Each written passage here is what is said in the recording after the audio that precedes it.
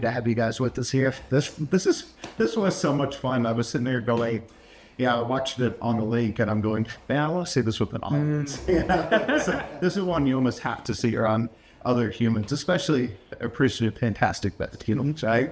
So we got to be excited to be here and do all this, right? Oh yeah, I mean, like the fact is, like you've seen the movie, so you know that it's a small movie. Yeah. Friends and family, Fargo, North Dakota, making it, and we definitely were making it. If someone had brought up, like, you think you'll play this at Fantastic Fest? We would have said, absolutely not. There's no way in the world. So the fact that the people here connected with the movie and decided to show it to the audience here is honestly a dream come true. Yeah. And then, of course, the whole Fantastic Fest experience is so much fun. There's beer, there's barbecue, there's weird movies, there's fun people. What do you get to do while you're here? Ben? I'm seeing as many things as humanly possible, going to as many late shows as humanly possible, trying to meet as many other filmmakers as I can, and let them know about AJ Goes to the Dog Park, because I think these folks like it. Yeah, I'm pretty much in the same boat. I love going to film festivals. I love seeing as many movies as I can. And so it's just like, it's fine to be here and being like, oh yeah, I'm here with my movie, but I also want to see as much stuff as I can just because I love to do so. And you just got here yesterday. I got here yesterday, and I mostly just love food, so I'm trying to do a tour of Austin and go to every food place that I can. So how in the world do you describe this to somebody that does not know what they're getting into here? Okay, I've been working on it. Okay. Wait, Ben, I'm going to let you do it this time. All right, well, if you like top to bottom comedies, and by that I mean movies that are funny and stay funny from beginning to end, and we really think you'll like this movie. We think there should be more of them like that in theaters, and that's what we try to make, and we hope people agree. And I'm going to try another one. We'll each do one. Okay. AJ Goes to the Dog Park is a surreal, gag-driven comedy shot in Fargo, North Dakota, with a cast of local friends and family. I think that H Goes to the Dog Park is basically a live-action cartoon where lots of stuff happened that would never happen in real life. And everyone just kind of goes with it. So Now I got to ask you, what in the world happens in Fargo, North Dakota? Because I've not been able to hang out there. You know what? I'm going to be honest. The movie is strangely like an exaggerated version of what life is actually like in Fargo, North Dakota. It's all the people we know from Fargo, North Dakota. So many friends and family. My parents are in the movie. And all the locations are either places we already knew about or had access to, or a friend or a close friend, hooked us up with the location. As you're kind of, it's a cartoony, ridiculous movie, but you're also kind of weirdly seeing an accurate portrait of what it's like in Fargo, North Dakota. I don't know if you guys agree with that. Yes.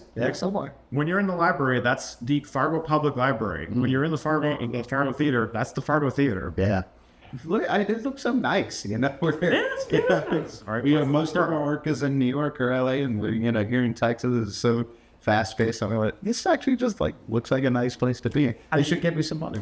I mean, technically, it wasn't happening. But it's one of those things where it's like, that was one of the part of the appeal of shooting there, because I lived and worked in LA for the last 10 years, and so going back home to make a movie there, part of it is the thing of just like, oh, you call up somebody asking, like, can I shoot at your location, or would you be in my movie? 9 times out of 10, they're just like, absolutely, I would love to do that, because people want to get excited to get involved with something cool.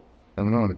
Now, of course, there's a lot of aspiring filmmakers here, and people look up to what you guys do and say, they do this, but just make it look easy. So, what kind of advice do you give to people that want to follow in your footsteps? I mean, the fact is, and people say this all the time, but it's true, you just can't wait for anybody to help you. You have to do it yourself. At the beginning of this project, I wrote the script with the thought in my head of like, maybe someone could see that this is kind of funny and maybe they'd want to help fund it. And pretty quickly, I realized like, okay, I have to make a choice right now. Do I spend the next 3 years trying to sell this movie, or do I spend the next 3 years making this movie? And so I called up my friends to be my producer and lead actor, and our friend Tucker Lucas to be cinematographer. And everybody was just like, yeah, okay, let's do it.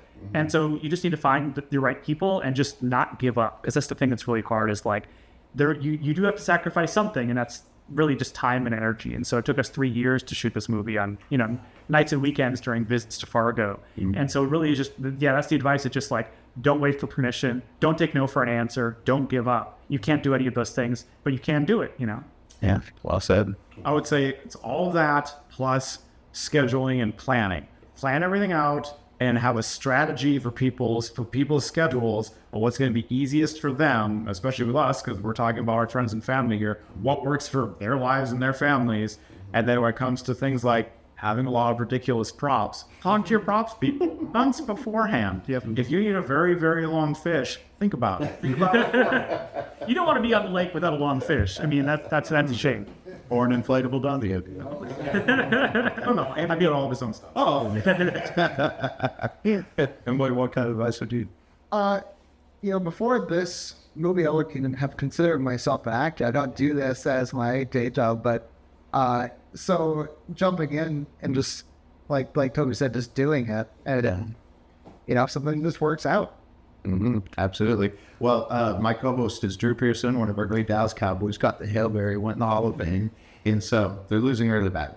But hey, we'd love to ask people their Hail Mary moment, that moment in your life or career. We just had to go for it and it worked out. Figure out, I bet you got one. Nice. I mean, for me, this is but the thing that led to my career, my day job is I work in animation. Yeah. Is in 2013, I cold messaged the creator of Regular Show when I found out they were looking for storyboard artists with no experience whatsoever.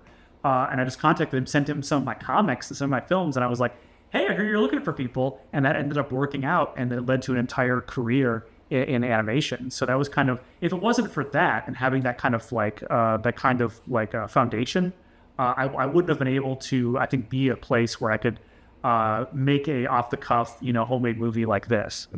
So what would you say? Yeah, have you had that moment? This is the first movie I've ever produced. So I would say agreeing to do this. Oh, what's that? Yeah. Agree to Hail Mary, because I knew somewhat weirdly, when I said yes to it, I didn't know it was going to be a very long commitment, but I looked forward to that. And I'm really proud of where we're at now. And that's the thing, you have a friend where it's like, I think that friend could be our producer for the movie. And then your friend says yes. And that's how it goes. I love it. Yeah, I mean, so my day job, I do computer programming, and I was always in that. And at the same kind of thing as Toby, it was just, this is what I want to do.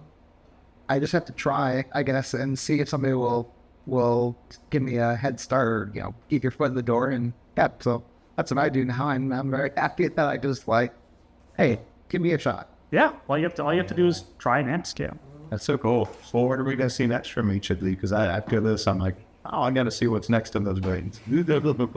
We're super happy that we're in Fantastic Fest, and we're really excited where you have to go to Beyond Fest next in Los Angeles, and people in LA can come see us there in October. We're going to Chicago in November for a Chicago area film festival there called the Lake County Film Fest. So we're hoping to keep going more for there for this movie, and then for future productions. So I'm still working my day job in animation. I'm at Warner Brothers right now working on a show, and so you can follow my social media, keep track of what cartoons I'm working on. And then I do want to, as soon as possible, make another micro-budget movie with the same group of people, and then perhaps in the future also something with some budget. And I have ideas for both, and I'm excited to not stop doing these. Good. Yeah, I keep hearing Toby tease me about this new script that a new adventure for me to act in. I'm very excited for that. So, well, of course, when people talk to you about your day job in animation, people are always fascinated by that. I'm fascinated by it. I can only do stick figures, and none of you knows that well. So, what are the ones that people ask you the most about? Regular Show is definitely, that was the first show I ever worked on, and that show, what a unique situation to go from working at a bakery in Minneapolis, not being able to get any interest in my creative work, to suddenly be working on a show that was like a mainstream success, household name, as it went on. And then the show ran for 250 episodes. What a crazy situation. So that's the one that most people know about. But then after that, I worked in a show called OKKO, Let's Be Heroes, with my friend Ian Jones-Cordy. And he brought me on at a very early stage after the pilot to help develop that into a series. And him and I shepherded that whole show from conception to completion for all 3 seasons. And that, to me, it was an absolutely massive passion project that we all put so much of ourselves into. And so that's another one that I talk to people a lot about. And whenever someone's like, "Oh yeah, I love OKKO," I'm like, "You're one of the good. You're a real one." Yes, I know. I love it. All right, last thing. What are you going to get to see tonight? I'm a nice Sean Newton. What? Frankie Frico? We are. No, I wasn't able to get a ticket for Frankie Frico, which I'm very upset about. I would go with the office across the way. I am seeing Descendants Hall. Oh yeah, that's what I've got a ticket for as well. I will say I'm incredibly excited for Frankie Frico. I'm a huge fan. Psycho Goreman is one of my favorite movies of the decade. Totally rules. Yeah, and so I'm gonna. That one's, I think it's playing in LA pretty soon after this. So if I'm gonna see it as soon as I possibly can. Yeah. And have you met Steven? I've not met him. Oh, you need to find him. We just did a Zoom with him, and he was in his creature shop. I said, "Wow, I got to see what you're working on." And he holds up. He said, "Lesions." I love this guy. I want to put a plug for a while. We just saw Sister Midnight earlier today, and it is fantastic. It is something with a debut feature, which you could not tell from watching it. I mean, as a compliment. Folks should seek that out. It is a very particular type of comedy that you should read the least amount about before you go see it. You should let it surprise you. Yeah, I love that one. That's wonderful. Well, thank you guys so much. Thank you. Great to meet you. Thank you. Thank you so much. Thank you. All right.